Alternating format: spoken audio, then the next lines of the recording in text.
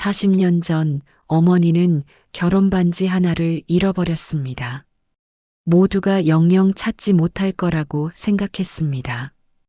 그런데 얼마 전 한 통의 전화가 걸려왔습니다. 혹시 이 반지의 주인이 맞으십니까? 그 순간부터 가족의 운명이 바뀌기 시작했습니다. 어머니, 이 반지 혹시 어머니 것이 맞습니까? 그 한마디에 어머니의 손이 떨리기 시작했습니다. 부엌에서 나무를 다듬던 손을 멈추고 마치 시간이 멈춘 사람처럼 아들이 내미는 작은 상자를 바라보셨습니다. 낡고 색이 바랜 벨벳 상자였습니다. 뚜껑을 여는 손끝이 가늘게 떨렸고 그 안에는 40년 전 사라졌던 결혼 반지가 조용히 마치 아무 일도 없었다는 듯 놓여 있었습니다. 어머니는 반지를 바라보더니 아무 말도 하지 못했습니다. 부엌의 시계 초침 소리만 유난히 크게 들렸습니다. 한참이 지나서야 어머니는 조심스럽게 마치 깨질까 두려운 것을 만지듯 손끝으로 반지를 쓰다듬었습니다. 그 손끝에는 세월의 흔적이 고스란히 남아 있었습니다. 젊은 날 아버지의 손을 잡던 매끈한 손이 아니라 자식들을 키우고 살림을 일구느라 마디마디 굵어진 손이었습니다. 그 반지는 어머니에게 단순한 장신구가 아니었습니다. 가난했던 시절 아버지께서 몇 달 동안 허리띠를 졸라매며 어렵게 마련해 주신 단 하나의 결혼 반지였습니다. 그 시절 아버지는 새벽마다 시장에 나가 짐을 나르는 일을 하셨고 점심값을 아껴가며 조금씩 돈을 모으셨습니다. 어머니는 그때를 이렇게 기억하고 계셨습니다. 너희 아버지가 반지를 사오던 날 손이 다 부르터 있었단다.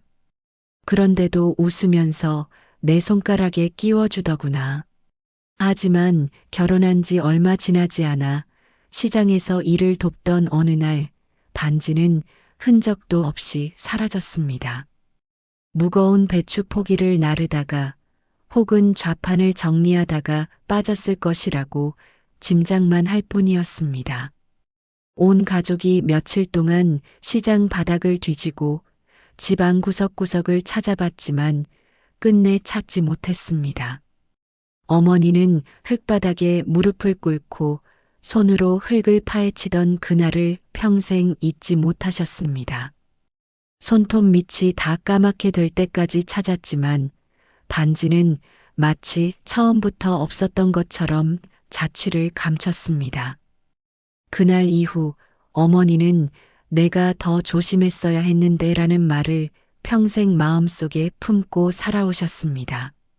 명절이 되어 다른 집 여인들이 반지를 낀 손으로 전을 붙이는 모습을 볼 때마다 어머니는 조용히 시선을 돌리셨습니다.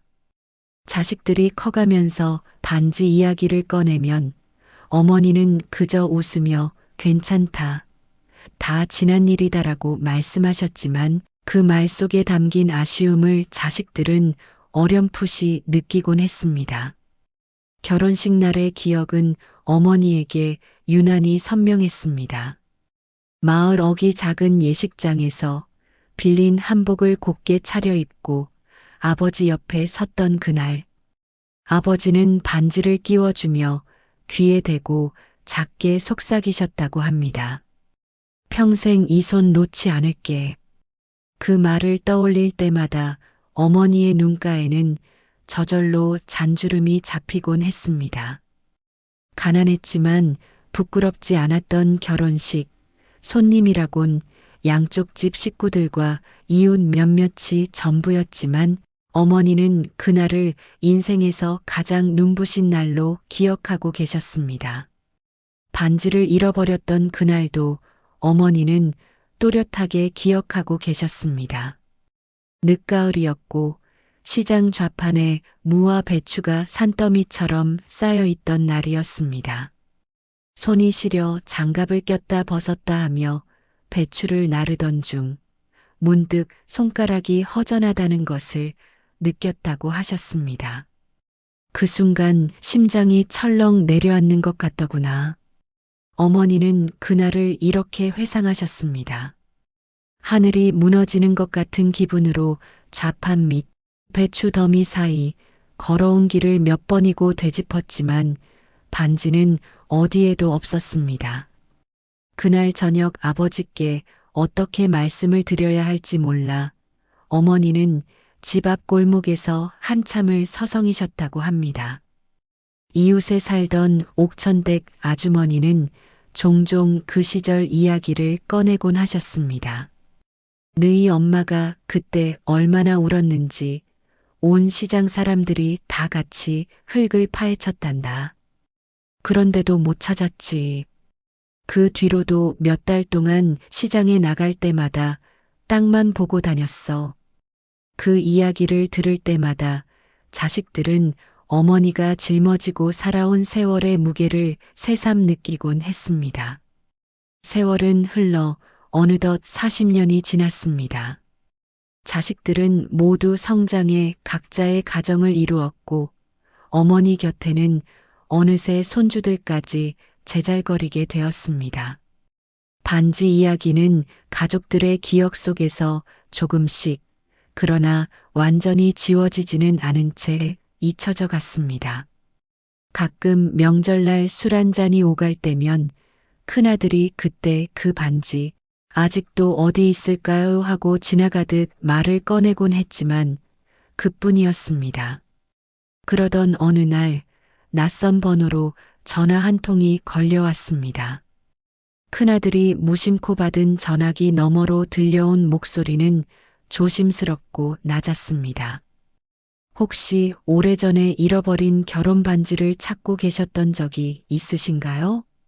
한 공사 현장에서 오래된 흙더미를 파헤치던 중 인부의 삽 끝에 작은 금반지가 걸려 나왔다고 했습니다. 처음에는 그저 녹슨 쇠붙이인 줄 알고 지나치려 했지만 흙을 털어내던 인부의 눈에 반지 안쪽에 새겨진 희미한 글자와 숫자가 들어왔습니다. 오래된 물건이라 그냥 버리기엔 마음에 걸렸던 그는 현장 소장에게 반지를 건넸고 소장은 그것을 서랍 속에 넣어둔 채 몇 줄을 흘려보냈다고 했습니다. 그러던 어느 날 소장은 우연히 옛 지적도를 살펴보다가 그 자리가 오래전 재래시장이었다는 사실을 알게 되었습니다. 문득 서랍 속 반지가 떠올라 다시 꺼내 살펴보니 안쪽에 새겨진 것은 분명 사람 이름의 성씨 한 글자와 날짜였습니다.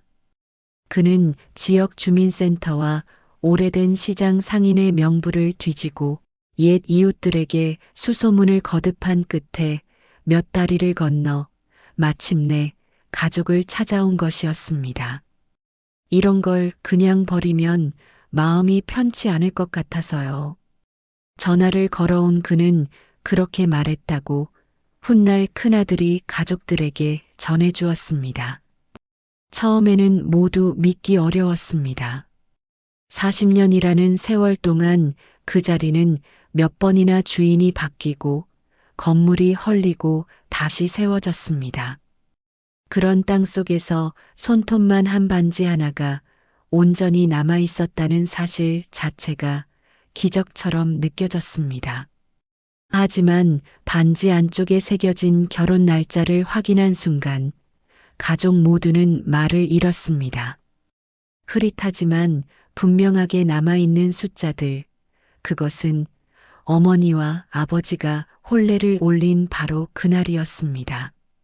그것은 분명 어머니의 반지였습니다.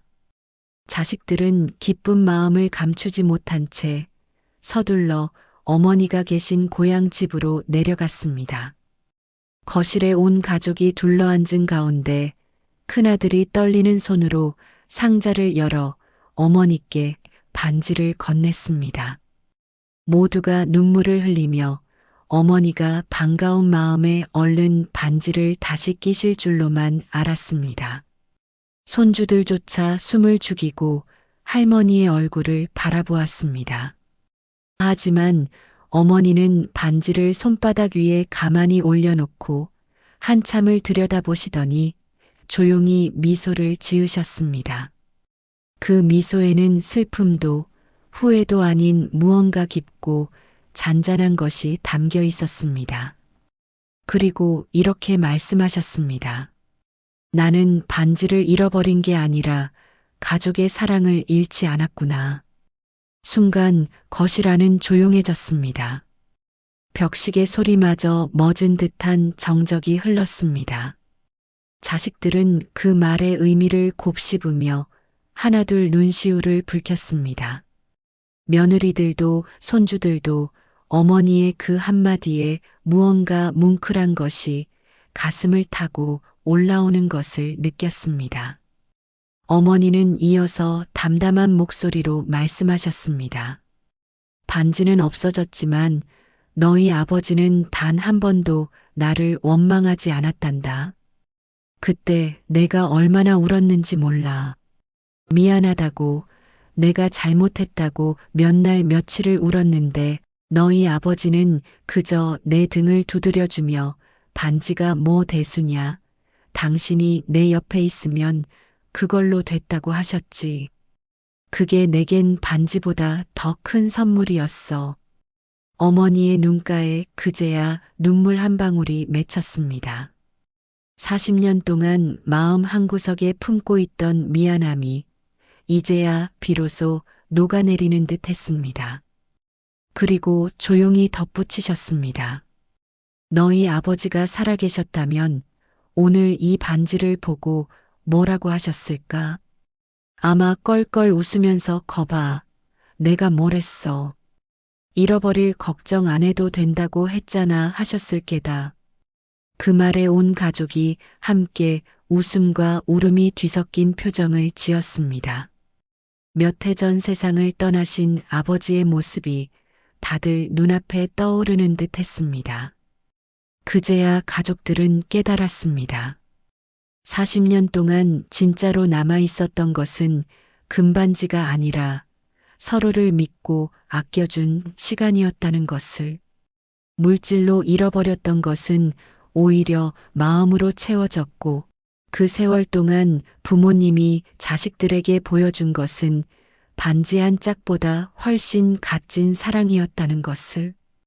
어머니는 다시 반지를 손가락에 끼지 않으셨습니다.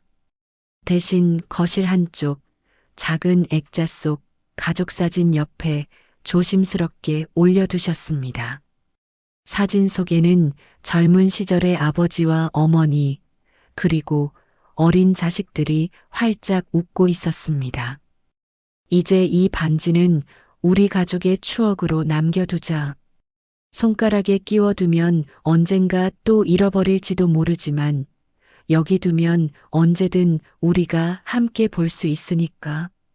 그날 이후 가족들은 더 자주 모이기 시작했습니다. 예전에는 명절이나 특별한 날에만 모이던 가족이 이제는 별다른 이유 없이도 어머니 댁에 들르곤 했습니다. 함께 저녁을 짓고 오래된 앨범을 꺼내보며 지난 이야기를 나누는 시간이 조금씩 늘어났습니다. 손주들은 액자 옆에 놓인 작은 반지를 볼 때마다 할머니에게 그 이야기를 다시 들려달라고 졸랐고 어머니는 그때마다 처음 이야기하는 것처럼 정성스럽게 들려주셨습니다.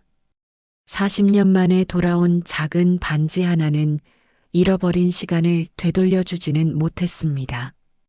흙 속에 묻혀있던 세월도 그 사이 세상을 떠난 아버지도 되돌릴 수는 없었습니다. 하지만 그 반지는 가족들에게 잊고 지냈던 소중한 것들을 다시 일깨워 주었습니다. 서로를 더 깊이 사랑하는 마음, 함께한 시간의 무게, 그리고 말없이 견뎌온 세월 속에서도 결코 흔들리지 않았던 믿음까지도. 어느 날 저녁 막내 손녀가 액자 옆 반지를 물끄러미 바라보다가 물었습니다. 할머니, 반지 다시 찾았는데 왜 안 끼세요? 어머니는 손녀의 머리를 쓰다듬으며 조용히 웃으셨습니다. 이 반지는 이제 낀다고 더 소중해지는 게 아니란다. 여기 이렇게 두고 우리가 다 같이 볼 수 있으면 그걸로 충분해. 손녀는 그 말을 다 이해하지는 못했지만 할머니의 얼굴에 번지는 평온한 미소만은 오래도록 마음에 담아두었습니다. 그렇게 작은 금반지 하나는 잃어버렸던 그날의 슬픔이 아니라 40년을 지탱해온 사랑의 증거로 다시 태어났습니다. 그리고 그 반지 곁에는 앞으로도 계속 쓰여질 가족의 새로운 이야기가 조용히 자리를 잡아가고 있었습니다. 40년을 돌아온 반지는 결국 가족에게 가장 소중한 것이 무엇인지 알려주었습니다. 여러분이라면 이 반지를 어떻게 하시겠습니까? 여러분이라면 40년 만에 이 반지를 다시 찾았다면 직접 끼시겠습니까? 아니면 자녀에게 물려주시겠습니까? 이유까지 함께 댓글로 남겨주세요.